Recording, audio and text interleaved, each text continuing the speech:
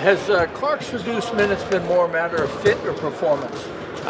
Combination of both. You know, I don't think it's fit. No, I think it's more. I don't think it's more performance. I think just consistency. I noticed you had a issue with him on not closing out on a shooter just before a timeout a couple of games ago. Yeah. Is it on the defensive end of the ball or the off? I mean, is it spacing or what? No. It's more. I would say it's defense, fouling, like unnecessary fouling. I think it's just containing, winning his matchup, those types of things. So they'll be fine. Do you think it's been scouted, or what do you think the difference is? Is it just a normal lull of any player? Well, I mean, I think Shea is a little hard to guard, so there's some of that. But sure. I think the fouling, is just lack of concentration, some laziness. Game plan execution has led to some of that stuff too. And some of it's TJ's back, and can't, said this before, I can't play them all. Right. But we're not at the point where we're trying to sit any one of them yet. So, TJ, I fully expected that Jalen would play more in that game in Oklahoma City, but TJ played so well, right, and it was hard. So, yeah. Chris, if is TJ? Oh, hey, Free, how you doing? Huh? You guys met our media guys? Yeah. It's on top. Is TJ sort of like the quickest route to that juice that you want from the bench? Absolutely. I think it was great to see total return to form there. And we know that's who he can be for us. And whether it was like getting out and transition before anything was set up, or just playing off the catch, playing really quick. Yeah, I mean, we feel like he can be a double-digit scorer off the bench for sure. And then for Julius, what are you seeing from him just offensively right now? Just some indecision. I think overthinking things. Like we got to get him back at the heart of our offense too. I think there's been too much that he's kind of just running the floor, getting to the corners, trying to stay out of the way. We need to put him more in the heart of what we're doing, and that's a lot of things we worked on today. I think his connection with Ant. We got to bring that back to life, those types of things. Is that kind of a result? It seems like a lot of opposing defenses are trying to turn you guys ISO heavy, and then when it gets into Ant's hands at the top, how do you keep him involved that way, or I think playing in the trail more, just generally giving the ball to him early. He and Ant maybe playing two-man game a little bit more, a little quicker. Whether it's called or in the flow, I think that's certainly the easiest route back. Overall, I'm not worried because it's just a blip, just like Ant's slump was a blip. But we do know that when he's scoring and creating offense at a high level, we're really good. Given that TJ game is all in his hands, attacking, getting downhill, how careful are you of who he's playing with that he can get the opportunity? There's some of that. Ideally, I guess you want him to play with where he'll have more chance to do that, but also he's got to learn not to defer so much too. He's got to just kind of do his thing, and we'll all benefit from that. I think there's times in transition where he'll unnecessarily pass backwards, which is probably the last thing you want him to do, because you want him to keep going forward. How much of the start do you just chalk up to he was playing through the injury? He told us he was struggling with it. TJ? TJ, yeah.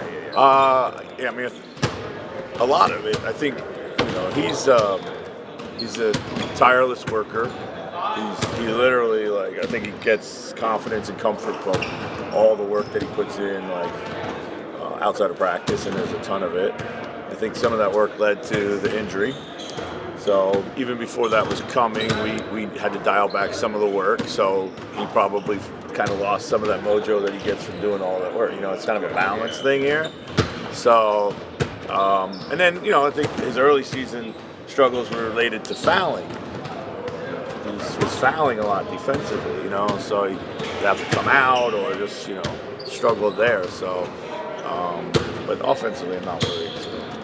The last couple games in the fourth quarter, you went with, you know, Ant and Julius both on the bench for kind of that stretch at the beginning of it. Yeah. And more of just the ball in Rob's hands.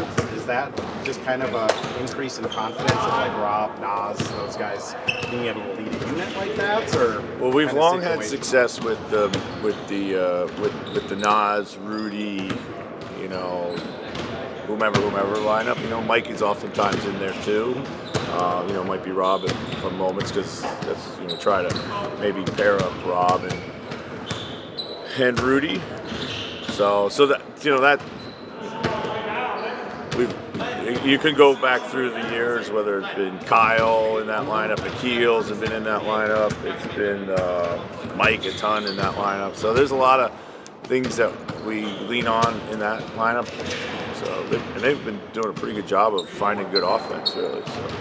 Have you figured out the best way to use Mike so far this year, do you think? And what is it? Yeah,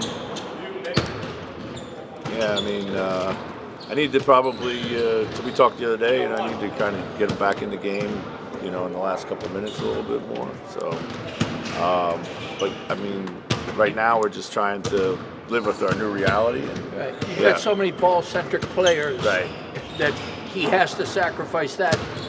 Is he, I mean, to the point where he's a dynamic catch-and-shoot three-point shooter, right, and a decent chase defender still. Oh, he's absolutely, yeah. I mean, that's been his role here for 2 years now, really. Right. I mean, since Julius got here, just been way more of a kind of off-the-ball guy. But you still need his steadiness on the ball, his ability to direct the offense through him, pick and roll with Rudy, which has always been good. So, you know, it's yeah. So, but what we felt like was the first 6 minutes of each half, you know, he was running up and down and wasn't really touching the ball much. So, you know, why waste those minutes? Right. You know, and, you know, so we just got to keep kind of like blending these things until we find the right rhythm. Now TJ's back, it, you know, adds another layer to it all, but, you know, and these guys got to learn to play basketball without Mike Conley on the floor too. He turned down a couple of threes at OKC. Did. Yeah. It's not like him. No, but I think he did that in the spirit of moving it on to the next guy, which is, you know, what people do that have a high emotional intelligence. The shift of Andrew kind of taking on more point guard duties this year, was this something you were prepared for in the offseason, or is it just a natural evolution as you've gotten more into the season, figure out what the team has needed through the first 20 games or so? I mean, a little combination of both, I think. You know, we didn't redesign our offense or anything like that, but I think it was just something that we saw as maybe the best version for this team, or the way for this team to start the season. We can always flip back, you know, and so you'd rather flip back when you have a body of work to evaluate rather than, you know, guess that something might happen, you know, mid-season. So, Cool. Thanks, Chris. All right, thanks, John.